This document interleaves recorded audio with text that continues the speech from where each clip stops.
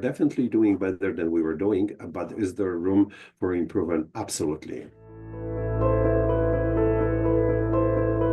If people aren't dying by overt suicide, they're on the installment program of drinking themselves to death and using substances. My name is Derek Shinko. I am a Chief Mental Health Officer / CEO of Diversified Rehabilitation Group. My name is Laura Klusterin. I'm the Executive Director for Badger Life Canada. Every organization right now has a huge recruitment and retainment problem. They have not looked in the mirror as to ask why. Why do they decide to be a police officer or first responder? Because they want to be there to protect you. Everything had to be superhuman quality almost. I was 35 years old when I went in, the fittest I've ever been in my life. I was excited, I was eager, the top of my game. I started in the fire service when I was 19, 20 years old. My name is Jonathan Williams. I'm a former RCMP officer. I only retired because of trauma. My name is Steve Farina. I'm a father of an 18-year-old daughter. I've been in the fire service for over 32 years. I had a forming brain that was getting exposed to potentially traumatic events and did not have the skills, awareness, or tools to help process those events. It was just rocks in a backpack. It was such a switch from the world that I grew up in and everything that's positive to like, this is really going on. If you've ever seen the movie The Matrix, I took the red pill. We are better when it comes to addressing individual when they already hit the wall. When we are still limping is to support individuals before that injury happens. All recruits, they should get a therapist from the very beginning. There were a multitude of things and experiences that no one can be prepared for. You really can't. If you don't take care of yourself, you start losing pieces of yourself along the way. Sometimes the job that it's so emotionally distressing for them leads them to the point where they become numb. It became easier to give a next of kin notice. Like just to, hey, so-and-so's died. I can walk away with that and go, yeah, footage of someone dying or being killed by something. It didn't affect me anymore. And when they become numb, where do they go? What do? They just try to work more. The shift work alone destroys any type of routine sleeping. How can we support leaders so they can be for their members? Suck it up. We've all done bad calls. What's wrong with you? And then who do those leaders go and talk about their struggles?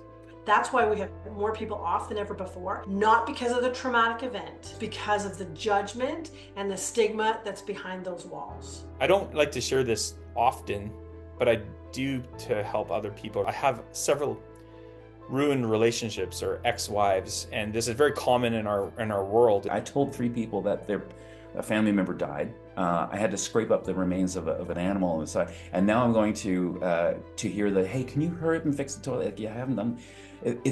That's not a priority. And it got to a point after wife number 2 where I had to take a knee myself. If we thought that first responders were struggling, their families are struggling even more. So I began to see 2 separate realities. And it was hard to coexist in each of them. And then that burnout and compassion fatigue that goes along with it, and the dark humor and all the other maladaptive coping mechanisms that we pull out. Oh, you're not alone, and reach out, and people go, okay, I'm sitting in my basement by myself. I feel very, very alone. It was my own shame. My feelings are this big compared to that person who lost their spouse or that person who crashed their car. I was good. How are you? I'm good. They perceive this to a certain level as a sense of failure. I should be able to take care of myself. Peer support is a huge piece. We glorify or idolize people that can take it. There's nothing more powerful than having someone on the screen go, yeah, you know what? Yeah, me too.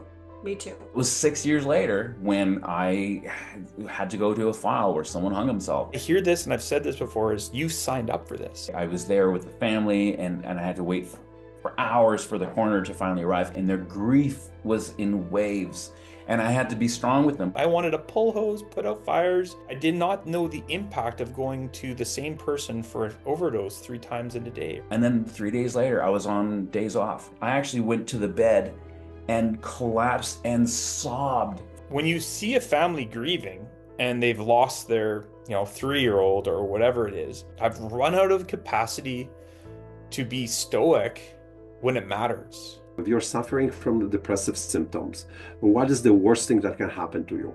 I'm still frustrated that in 2025, people still focus on it's a disorder, it's an illness, it's not an injury. And what do we do as a society? We send that individual home and we ask them to stay home, and we send them to get counseling once a week. How are you supposed to get rid of that much trauma and grief that you've experienced in an hour? Thank you, like therapists, thank you, but you have no fucking idea. So many first responders, their identities are intertwined with your core being. You remove them and isolate them, and they basically become depressed and they start spinning, right? Ask them in a very meaningful way, how are you doing? And people don't tend to check on them. What can I do to better your day today? We think somehow we're still in this bubble of, if we say the word suicide, that, oh, that's it, everyone's gonna go out. And that's how I got involved. 2 people died by suicide 7 weeks apart. If the individual is not suffering from substance use or any form of addiction, then why would you put them in a program where people are there to heal from addiction? First responders are the helpers, and we rarely reach out for help. And it wasn't until like 3 weeks in that I softened. We need to be seen, we need to be heard. And it was finally because I felt safe.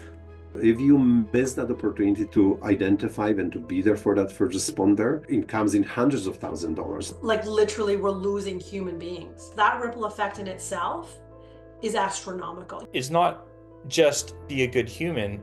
There's a massive ROI when you get this right. We have to do something different. This is our responsibility to another human being. There's such a focus on disability management. It's about abilities management. Sometimes we forget that when we work together, we can accomplish unbelievable things. You are guaranteed, if you're in this industry, you're going to see some more horrible shit. So if you got 20 years left, let's get the things in place to support you through that journey. Don't wait till it's too late. Take a knee when you need to, and do it sooner rather than later. Or don't wait until you have to walk off the job. It's okay to reach out. It's okay to take a knee. Do it now. Do it right now. And it is very normal to have a response when you see horrible things. I know it's hard to ask for help, but know you're not alone. All those first responders, like, thank them, shake their hand, like truly acknowledge them. Reach out for help. Talk to someone that you trust. I just don't want people to suffer alone, and that's what we've seen. We've seen people feel like they're alone, and they're not, truly.